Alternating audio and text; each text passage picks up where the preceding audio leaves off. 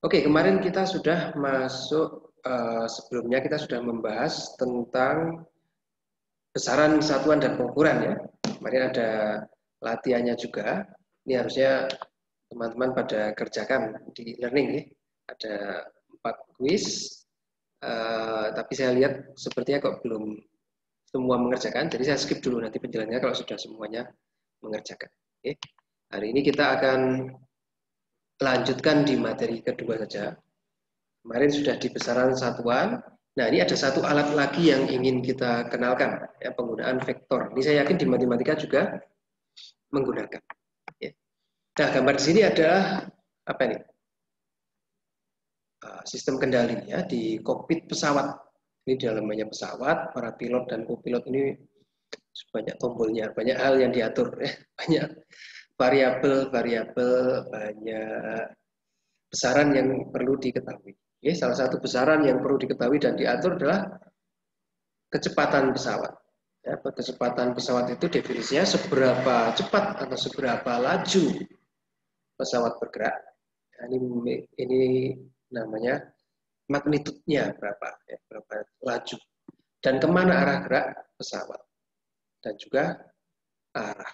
Oke. Jadi ada satu besaran namanya kecepatan yang tercatat dari dua hal.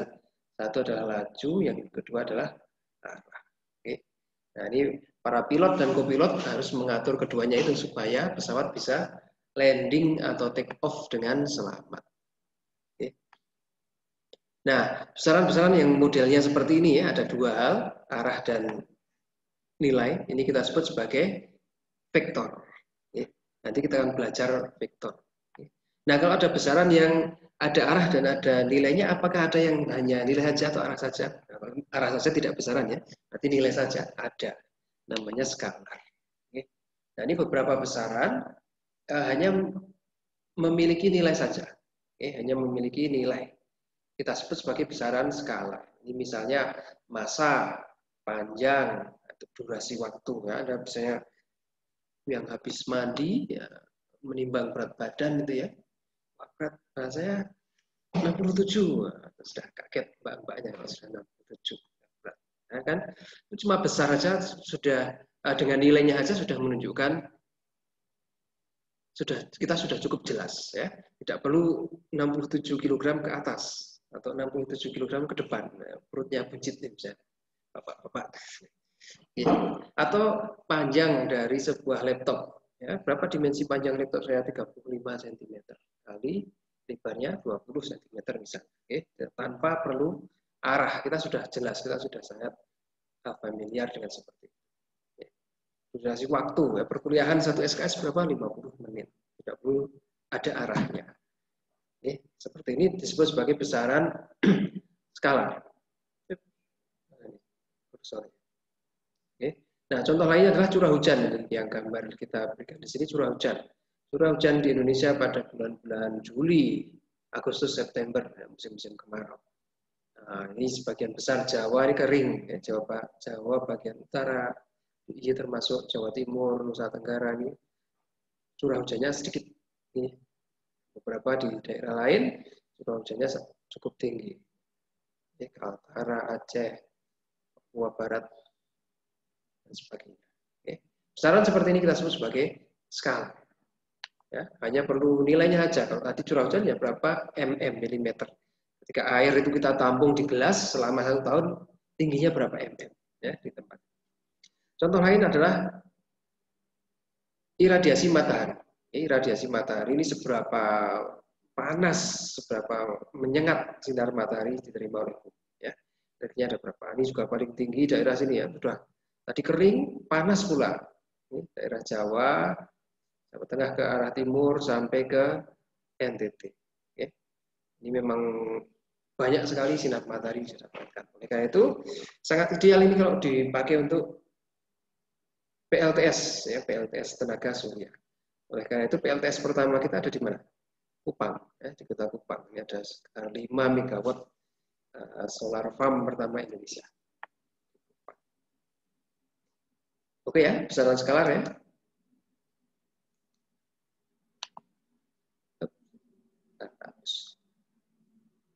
Ya, ini kita sebut sebagai besaran skala. Ada juga besaran yang vektor tadi, ya.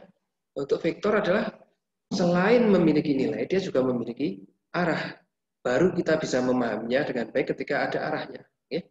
Contohnya tadi kecepatan pesawat tadi ya, kecepatannya berapa? 350 km per jam. Ke arah mana? Apakah sedang take off, naik, atau landing sedang turun? Kemudian ada kecepatan angin. Kecepatan angin berapa? 35 km per jam. Ke arah mana? Ini yang menjadi concern di sini. Mungkin kecepatannya bisa sama, tetapi arah yang berbeda menghasilkan kondisi yang berbeda, menuntut kita untuk bertindak berbeda. Contohnya ini kebakaran hutan. Ya. Ini ada mahasiswa-mahasiswa yang dari daerah Sumatera dan Kalimantan. Nah, sering ada kebakaran hutan di sana ya. Itu sebenarnya kebakaran atau dibakar ya? Ya apapun itu, mudah-mudahan negara kita bisa mengatasi. Ya. Nah di beberapa bulan waktu kebakaran hutan ini biasanya asap yang dihasilkan sangat banyak. Ya. Jadi titik apinya di mana, yang masukkan kemana. Ini kita sering diprotes oleh negara tetangga. Karena selalu ekspor asap. Ya. Sampai-sampai kan tersinggung tuh pemerintah mau dibantu. Kalian bisa mengatasi kebakaran hutan nggak sih? Kalau nggak bisa kami bantu. Ya pesawat dan segala macam. Ya, memang di antara kita masih kekurangan terkait infrastruktur. Ya. Jadi contohnya misalnya seperti ini ya, di Kalimantan dan di Sumatera itu terdapat titik-titik api kebakaran. Ya, misalnya di BNPB, Badan Nasional Penanggulangan Bencana ya. Kita misalnya cuma punya 3 pesawat untuk memadamkan api. Ya. Nah ini kondisi seperti ini mana yang harus diprioritaskan? Ya. Kita harus padamkan yang sini dulu atau yang sini dulu yang banyak. Nah, kita bisa melihat arah angin. Kalau arah anginnya seperti ini, ya, dan tujuan kita untuk supaya negara tetangga tidak protes, ya, tentu saja yang sini dulu yang harus dibereskan. Ya. Kenapa? Karena yang di sini yang dibawa oleh angin ke negara tetangga. Ya. Dan sebaliknya, ketika titik apinya anginnya berubah seperti ini, maka yang menjadi prioritas untuk dipadamkan adalah yang di sini dulu. Ya. Arahnya berubah, ya, arahnya berubah yang sebelumnya. Nah ini menjadi salah satu contoh bagaimana arah dalam sebuah besaran itu bisa menjadi hal penentu ya. Kita bisa bertindak, mengambil tindakan tertentu dengan pertimbangan arah dari sebuah besaran. Oke. Contoh lain yang dimana arah sangat menentukan secara signifikan. Oh ini foto udaranya dulu ya. Foto udara dari kebakaran hutan tadi ada di Sumatera dan Kalimantan. Ya. Ini contoh lain yang dimana arah sangat menentukan adalah aliran awan panas. Contohnya ini Merapi. Kita punya gunung yang sangat aktif, mungkin teraktif di dunia ya, Gunung Merapi. Ini dari tahun ke tahun biasanya arah aliran lahar dan modus gembel pirokrastik selalu ke arah sini. Oke. Jadi ini ada bukit di sini juga ada bukit. Nah ini adalah hulu sungai Gendol. Ya, jadi selalu mengarah ke sana. Oke. Sampai-sampai terjadi sebuah apa ini? Sebuah kepercayaan yang bahwa daerah sini tidak akan tersentuh awan panas sering Merapi. Ya. Kenapa? Karena ini ditinggali oleh juru kunci Merapi, Mbah Marijan di sini tempat tinggalnya. Ya. Jadi superstisius yang bekerja di sana. Kan tapi tahun 2010 ledakan Merapi ini agak berbeda dari sebelum-sebelumnya. Ya. 2010 ya, ledakan Merapi ini berbeda dari sebelumnya. Kalau sebelumnya selalu mengarah ke sini, menjelang 2010 lembah ini sudah tertutup oleh banyak material. Ya. Jadi seolah-olah sudah tidak ada tempat lagi untuk lahar dan awan panas mengalir melalui sini. Okay. Nah ini Mbah Rono, ini kepala BPPTGG, Pak Surono, yang karena pertempuran sengit dengan Mbah Marijan terkait ledakan 2010, mendapat istilah Mbah Rono jadinya. Jadi ini juru kunci berdasarkan ilmu pengetahuan dan teknologi ini di BPTKG. Kantornya di dekat kampus 1 UAD itu ya. keputusan. Oke, ini sudah menginstruksikan karena dari berbagai tanda-tanda dari Merapi, ada morfologi gunung berapinya sudah berubah, ya, ini daerah sini sudah penuh tertutupi, memprediksi bahwa aliran piroklastik akan mengalir ke sini. Oke. Oleh karena itu, segera BNPB dan BPBD DIY menginstruksikan untuk area ini, termasuk Desa Kinarrejo dan segala macam, diungsikan, harus dievakuasi. Para penduduk yang di area sini harus dievakuasi. Karena terjadi evakuasi besar-besaran waktu itu ya. Tetapi ada sebagian penduduk yang tetap tinggal di rumahnya, tidak mau dievakuasi. Oke. Termasuk Mbak Marijan. Karena memang menurut kepercayaan beliau, ya beliau mendapatkan perintah dari Sultan Hamengkubuwono IX tidak untuk meninggalkan daerahnya, ya. Maka ya tetap di situ dengan beberapa penduduk yang lain. Ini hanya yang diramalkan benar terjadi. Piroklastik flow waktu itu mengalir ke arah selatan agak ke barat. Ini ada cukup banyak korban jiwa di daerah Kinarrejo ini ya, termasuk Mbah Marijan sendiri. Oke. Nah, ini contoh bahwa sebuah besaran yang sama, aliran lahar dingin atau aliran awan panas, besarnya sama tetapi arahnya berbeda. Ini menentukan sekali perbedaannya. Ya. Nah, oleh karena itu kita perlu mempelajari yang seperti ini. Oke. Vektor bukan hanya yang skalar saja, tetapi yang vektor juga perlu diketahui. Oke. Oke, contoh lain di mana arah menentukan adalah ini kita ambil dari ombak, ya, pergerakan ombak dengan nilai tertentu dan arah tertentu. Ya.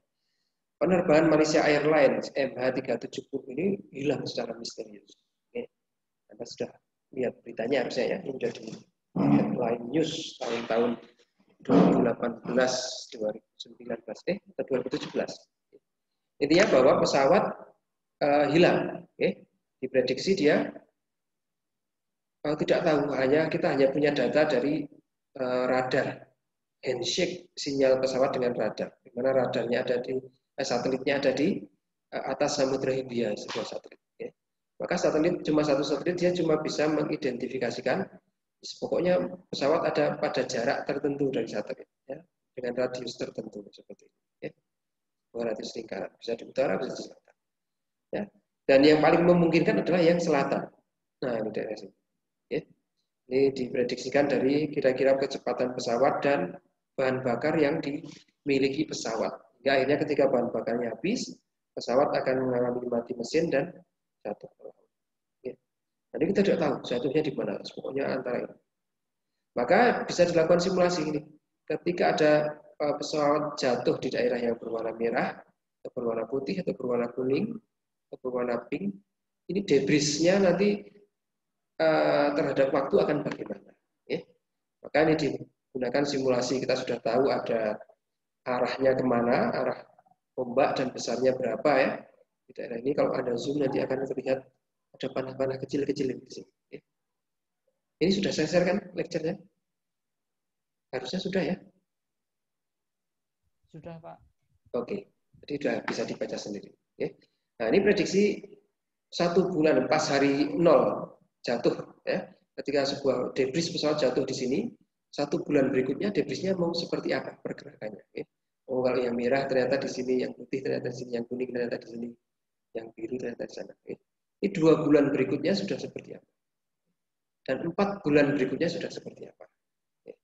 Nah, ini bisa diprediksi karena kita bisa tahu informasi terkait besarnya kecepatan ombak, kecepatan angin, dan arahnya ke arah mana geraknya. Okay. Dan ini ternyata setelah 4 bulan setelah kejadian mulai ditemukan puing-puing pesawat ini di daerah mana, di daerah kepulauan Christmas Island di mana? Saya lupa daerahnya. Ini dari kepulauan di sekitar sini, di sekitar Madagaskar. Ya. Nah, ini menunjukkan bahwa yang paling memungkinkan adalah yang tempat jatuhnya adalah yang berwarna merah atau putih tadi, yang berwarna merah. Oke. Karena kita sekitar puing-puingnya harusnya sudah mulai nyampe di sini yang berwarna merah. Oke. Setelah 4 bulan dari pencarian. Nah, ini salah satu contoh juga bagaimana kita dengan mengetahui nilai arahnya dan nilai besarnya kita bisa menyelesaikan berbagai persoalan praktis. Nah, besaran-besarannya seperti itu, dia memiliki arah dan juga memiliki magnitudo, kita sebut sebagai vektor. Ya. Kita beri lambang namanya vektor V. Ya. Nah, ini atasnya dikasih tanda ada panahnya. Nah, vektor ketika dijumlahkan, bagaimana penjumlahan vektor? Nah, kalau saya memiliki tadi berat badan, ya, berapa berat badan bulan lalu 55, ya. Bulan ini karena work from home tidak banyak bergerak, banyak makan, tambahan 5 kilo. Jadi bulan ini berat saya berapa? 60, ya. 60 kilogram misalnya. Nah, ini kan skalar ya. Skalar kita tinggal gampang aja menambahkan 50 kg tambah 5 kg ya, 55 kg. Atau 55 kg tambah 5 kg ya, 60 kg. Akan tetapi vektor tidak bisa dengan secara langsung dijumlahkan seperti itu. Oke. Kenapa? Karena dia memiliki arah. Kita perlu tahu dulu arahnya berbeda atau sama. Kalau arahnya sama ya bisa dijumlahkan. Kalau arahnya berbeda, ya maka tunggu dulu ya. Misalnya saya memiliki dua buah vektor, vektor A ke arah sana, ya, dan vektor B ke arah sana. Maka penjumlahan A plus B bagaimana? Ya, saya gambarkan vektor A. Nah, di ujung vektor A saya tempelkan vektor B. Oke. Maka hasilnya adalah suatu vektor baru yang bermula dari awal A dan berakhir di akhirnya B. Ini kita sebut sebagai vektor C misalnya. Ya, vektor C. A plus B. Ya. Nah, ternyata bersifat komutatif. Komutatif itu apa? Ya, A plus B sama dengan B plus A. Ya. Nah, ini saya balik, saya gambar vektor B-nya dulu. Kemudian di ujung vektor B saya tempelkan vektor A. Ya. Maka dari awal titik vektor B sampai akhir titik vektor A menjadi vektor baru kita, vektor C, ya, B plus A. Ya. Komutatif seperti itu ya. Nah, ini bisa juga dengan paralelogram di titik yang sama. Kita gambar A dan B. Kita gambar vektor yang sejajar dengan A di sini, vektor yang sejajar dengan B di sini. Nah, dari origin sampai ke ujung perpotongan tadi adalah vektor C kita.